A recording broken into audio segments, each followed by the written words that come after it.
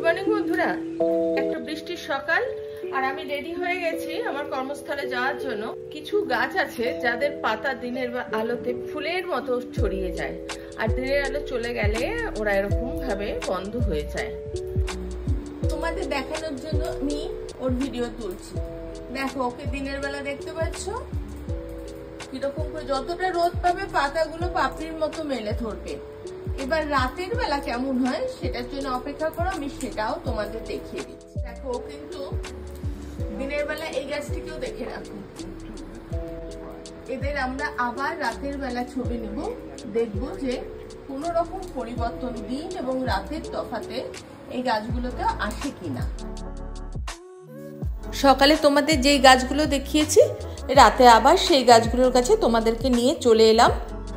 এবার দেখো কোনো গাছের পাতায় কোনো পরিবর্তন এসেছে কিনা। সকালে দেখানো গাছগুলোর মধ্যে শুধুমাত্র ক্যালাথিয়া অর্নাটা গাছটি পাপড়ির মতো মুড়িয়ে নিয়েছে পাতাগুলোকে। ক্যালাথিয়া অর্নাটা একটি আকর্ষণীয় পাতাবাহার গাছ, যা তার সুন্দর নকশা করা পাতার জন্য পরিচিত এবং ইনডোর প্ল্যান্ট হিসেবে জনপ্রিয়। সৌন্দর্যের পাশাপাশি এই গাছ কিছু স্বাস্থ্যকর সুবিধাও আমাদের দিয়ে থাকে।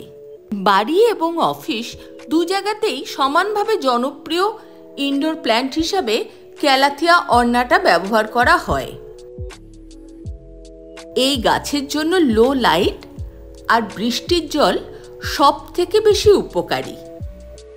টবের মাটি থাকবে ঝরঝরে, আর সব থেকে যেটা অবাক করা কাণ্ড সেটা হচ্ছে রাত হলে গাছটা এরকম নিজের পাতাগুলোকে পাপড়ির মতো মুড়িয়ে একটা কুড়ির মতো দেখতে হয়ে যায়।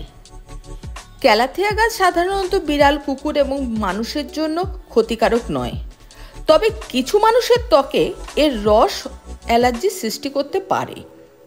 ঘরের সৌন্দর্য বৃদ্ধি করে, মানসিক শান্তি বজায় রাখে। মানে গাছপালা ঘরে থাকলে মানসিক চাপ কমে, শান্ত পরিবেশ সৃষ্টি হয়, যা ক্যালাথিয়া গাছের ক্ষেত্রেও প্রযোজ্য। এই গাছ বাতাসকে আর্দ্র করে তোলে, যা শুষ্ক আবহাওয়ায় ত্বক এবং শ্বাসযন্ত্রের জন্য উপকারী।